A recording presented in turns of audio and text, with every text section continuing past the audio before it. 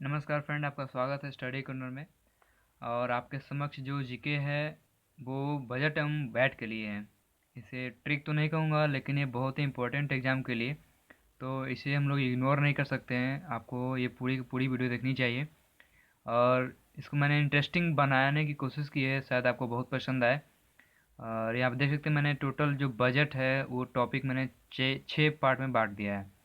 ये 6 पार्ट हम देख सकते हैं कि कितने आसानी से हम लोग याद कर सकते हैं, वो हम देखेंगे कैसे हो सकता है ये कंप्लीट। तो यहाँ पे बजट हम लोग अब शुरू करते हैं। सबसे पहले मैं एक बात कहना चाहता हूँ कि अगर आप नए हैं, मेरा वीडियो देख रहे हैं पहली बार, या फिर अभी तक आपने सब्सक्राइब नहीं किया है, तो प्लीज़ सब्सक्राइब कर लें। इससे क्या होता है कि आपको वीडियो जो है तुरंत, जैसे कि मैं वीडियो डालूंगा तुरंत आपको नोटिफिकेशन मिल जाएगी।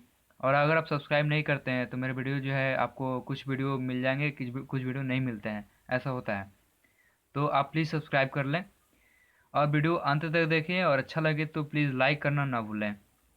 चलिए हम लोग शुरू करते हैं। बजट तथा बैट वैट भी हम लोग पढ़ने वाले लास्ट में, लेकिन पहले बजट के बारे में जानते हैं।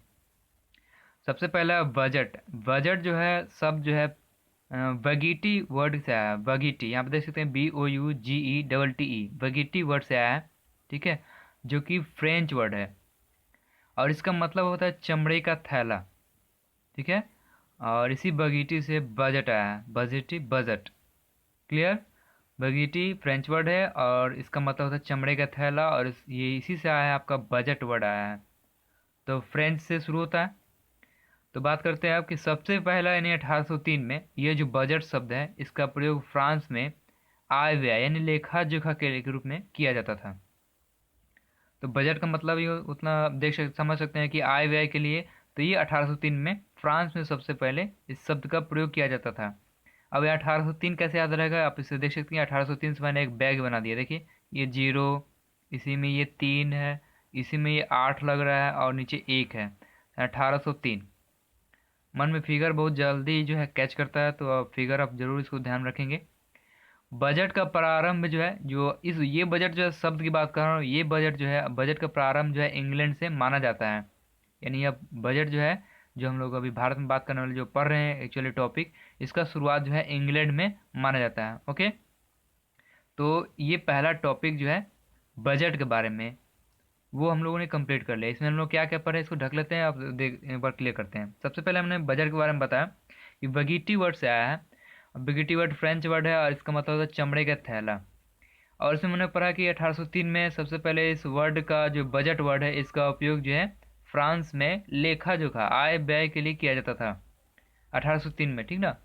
और इसका शुरुआत जो है, यानी बजट का शुरुआत जो है, ये इंग्लैंड से माना जाता है। ये पहला टॉपिक कंप्लीट हुआ। और चलिए हम लोग दूसरा टॉपिक चलते हैं। दूसरा टॉपिक जो है बहुत ही इंपॉर्टेंट है, और कुछ खास नहीं है इसमें, लेकिन है इंपॉर्टेंट। देखिए, चलिए अब बजट जो है, ये हम लोग जानकारी तो प्राप्त कर ली। ये बजट, अब बात करते हैं कि भारत में कैसे, कब और किसके द्वारा लाया गया। ठीक है, तो भारत में बजट शब्द जो है, बजट तो सबसे पहले भारत के संविधान में इसका उल्लेख है। अनुच्छेद 112 में ये बजट शब्द का ये जो है, माना कि ज्ञात है कि ये भारत में संविधान में इसका वर्णन है अनुच्छेद 112 में। क्लियर। अब देखिए, भारत में अगर बजट आया है तो इसका प्रणेता जो है जेम्स विल्सन है। James Wilson. अब जैसे बजट मतलब चमड़े का थैला, तो चमड़े का गेम खेलते होंगे, जेम्स बिटोरते हैं, जेम्स इकट्ठा करते होंगे, जेम्स यानी कि पॉइंट। तो जेम्स इकट्ठा करना, तो समझिए कि इकट्ठा कहाँ करते थे आप, बैग में। ठीक है, तो चमड़े के थैला से याद रखेंगे। और विल्सन, देखिए बिल, बिल यानी कि आपका पैसे का बिल, सामान का बिल जो है, बिल बिल बनना, तो सब भी आपका थैला से निकलेगा, जेम्स भी आपका थैला में। तो ये ज़्यादा कठिन नहीं याद करना, जेम्स विल्सन। चलिए ठीक है। तो बजट जो है संविधान में 112 अनुच्छेद में वर्णित है। इसके प्रणेता जेम्स विल्सन है। ओके। अब देखिए, बात करते हैं ये किस सूची में आता है। जैसे कि आप जानते हैं कि 3 सूची होता है, राज्य सूची, समवर्ती सूची और एक संघ सूची। ये जितने सूची में बात कर रहा हूँ, ऑलरेडी मैं वीडियो डाल चुका हूँ। अनुच्छेद की बात करूँ, इसका भी मैंने वीडियो डाल दिया है। ये सब कब मिलेगा, जब आपने सब्सक्राइब किया होगा, तो आप वीडियो लिस्ट में जाकर चेक कर सकते हैं। चलिए बात करते हैं समवर्ती सूची में ये आता है बजट। अब देखिए, बजट, अब भारत की ही बात कर रहे हैं। भारत में बजट जो है सबसे पहले लोकसभा में पेश किया जाता है, ठीक है। लोकसभा में पेश करने के बाद इसको राज्यसभा में प्रस्तुत किया जाता है। क्लियर। अब देखिए दूसरा पॉइंट है कि जो सामान्य बजट है, बजट अब जो है हम आगे पढ़ेंगे कि बजट जो है दो भागों में बांट दिया गया, और रेल बजट और सामान्य बजट। तो सामान्य बजट की बात करें, सामान्य बजट जो है इसको पेश करने वाले वित्त मंत्री होते हैं, और जिसका दायित्व हो जाता है किसका होता है, वित्त मंत्रालय का। तो समझ सकते हैं कि बजट जो है फाइनेंस मामला है तो फाइनेंस मिनिस्टर ही देखेगा, तो फाइनेंस मिनिस्टर देखते हैं और वित्त मंत्रालय इसका दायित्व संभालते हैं। तो अब बात होता है कि अब पेश करते हैं तो कुछ ना कुछ समय होता होगा, कब पेश करते हैं, तो पेश करने का समय जो है फरवरी, अंतिम कार्य दिवस होता है उनका। ये जो बजट है वो पेश करने का समय जो होता है फरवरी के अंतिम कार्य दिवस में। क्लियर। तो दूसरा पॉइंट भी क्लियर हो गया, इसको हम लोग ढक के इसको देखते हैं कि क्या क्या हम लोग सीखें दूसरा पॉइंट में, ठीक है। तो सेकंड में हम लोग पढ़े सबसे पहले कि जो बजट है वो कौन सा अनुच्छेद में है, 112वां अनुच्छेद में है। बजट को जब प्रणेता जो है भारत में कौन है, तो हमने बताया था जेम्स विल्सन है। बजट जो है सबसे मैंने फिर बताया कि बजट को सबसे पहले लोकसभा में पेश किया जाता है, उसके बाद राज्यसभा में पेश किया जाता है। उसके बाद हमने बताया कि सामान्य बजट जो है उसको पेश कौन करते हैं, तो वित्त मंत्री, और उसका दायित्व किसका होता है, तो वित्त मंत्रालय का। उसके बाद लास्ट में मैंने बताया कि ये समय कब पेश किया जाता है, तो फरवरी के अंतिम कार्य दिवस पर। बिल्कुल दूसरा जो है क्लियर हो गया। इसमें एक चीज छूट गया था, समवर्ती सूची में आता है ये, दूसरा भी क्लियर हो गया। तीसरा से पॉइंट करके हमको लग रहा है कि क्लियर हो सकता है। चलिए तीसरा देखते हैं सामान्य बजट के बारे में।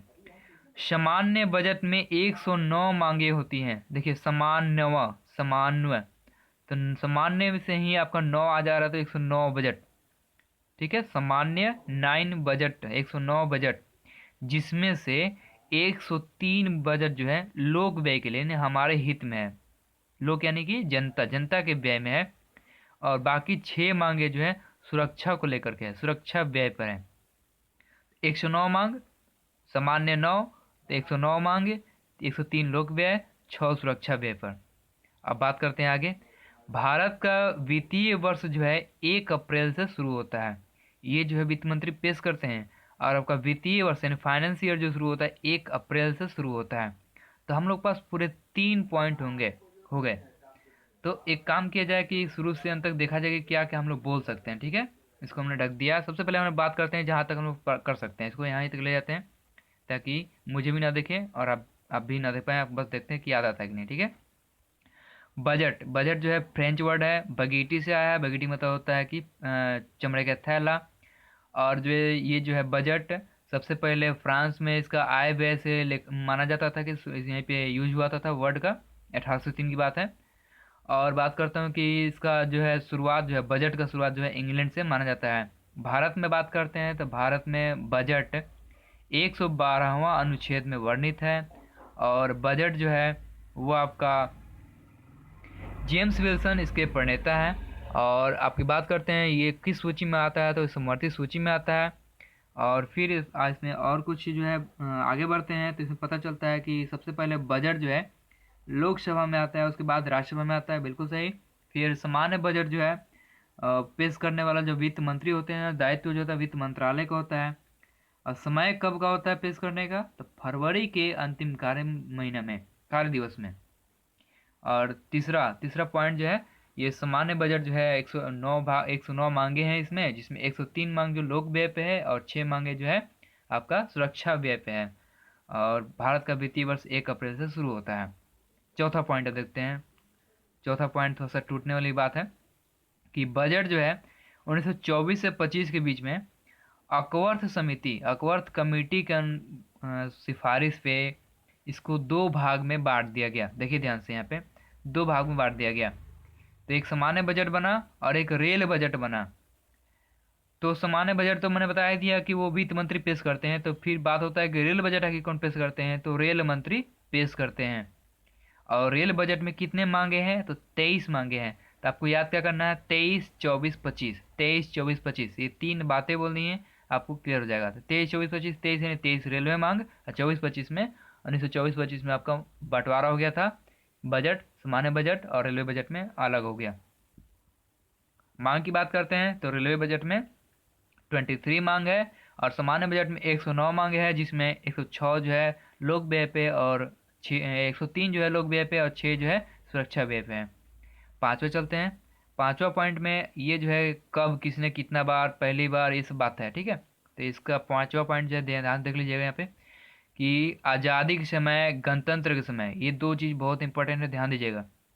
आज़ादी के समय जब भारत आज़ाद हुआ था, उस समय सबसे पहली बार जो है बजट पेश करने वाले जो थे आर के शनमुखम शेट्टी हैं। आर के शनमुखम शेट्टी। तो आज़ादी जब सेट हुआ था, आज़ादी सबसे पहले जब सेट हुआ था, तो ये बजट को सेट करने वाले जो है पेश करने वाले, अपने मुख से पेश करने वाले शेट्टी साहब, वो आर के शनमुखम शेट्टी हैं, आज़ादी के बाद की।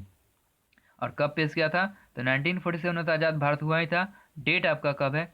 26 नवंबर है। चलिए अब आते हैं गणतंत्र दिवस।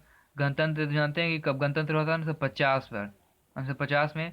तो गणतंत्र में किसने पेश किया था? तो देखिए पहली बार पेश करने वाले जो थे जॉन मथाई हैं। इनको याद करना बहुत आसान है। जन गण आप जानते हैं, जन गण मन राष्ट्रीय गान। तो जन गण मन जॉन मथाई, और गण यानी कि गणतंत्र भारत। तो इसे क्लियर हो जाएगा। चलिए अब आते हैं सबसे ज्यादा बार पेश किसने किया? तो सबसे ज्यादा बार पेश किया मोरारजी देसाई ने। मोरारजी देसाई, इनका नाम में ही 10 लगा हुआ, 10 आई, 10 हाई, 10 हाली, 10 हाई, 10 आई, 10 बार इन्होंने पेश किया मोरारजी देसाई ने, सबसे ज्यादा बार।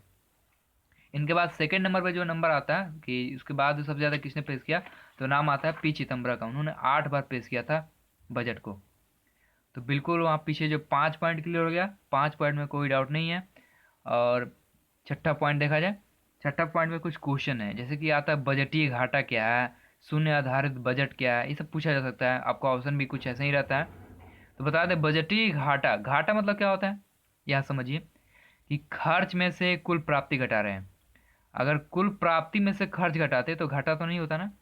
इसका मतलब ये है कि खर्च ज़्यादा है, प्राप्ति कम है, तभी बजटीय घाटा होता है। जब इससे क्लियर हो रहा है, देखिए खर्च ज़्यादा प्राप्ति कम, तो खर्च में से अगर प्राप्ति घटाएंगे तो बजटीय घाटा होगा। आप ऐसे समझ लीजिए कि आपका क्या है, मान लीजिए कि आपका आपने 10 रुपये खर्चा कर दिया है, और आपका कुल प्राप्ति जो है 5 रुपये है, तो आपको कितने कितने का घाटा लगा? 5 का, क्योंकि 5 तो घाटा रह ही गया ना। तो वही बात कर रहे हैं कि कुल खर्च में से कुल प्राप्ति घटाते बजटीय घाटा प्राप्त होता है। अब बात करते हैं दूसरा क्वेश्चन, शून्य आधारित बजट का मतलब क्या होता है? शून्य आधारित बजट का मतलब होता है हर बार नया बजट तैयार करना, ठीक है। क्योंकि हर बार जीरो तरीके से, हर बार जीरो, मुझे कुछ नहीं मालूम है, फिर से जीरो से शुरू करो, उस तरह से बिल्कुल नया तरीके से तैयार करना। और देखिए शून्य आधारित बजट जो है सब पहली बार जो पेश किए थे वो राजीव गांधी पेश किए थे। राजीव गांधी ये पहले जीव थे जिन्होंने कहा था कि मुझे शून्य से समझाओ, मुझे कुछ नहीं आता, शून्य से शुरू करो। ये पहले जीव थे कहने वाले। तो ये कब से? 1987 से 88 की बात है, पहली बार उन्होंने, राजीव गांधी ने शून्य आधारित बजट पेश किया था। चलिए एक आउटकम बजट है।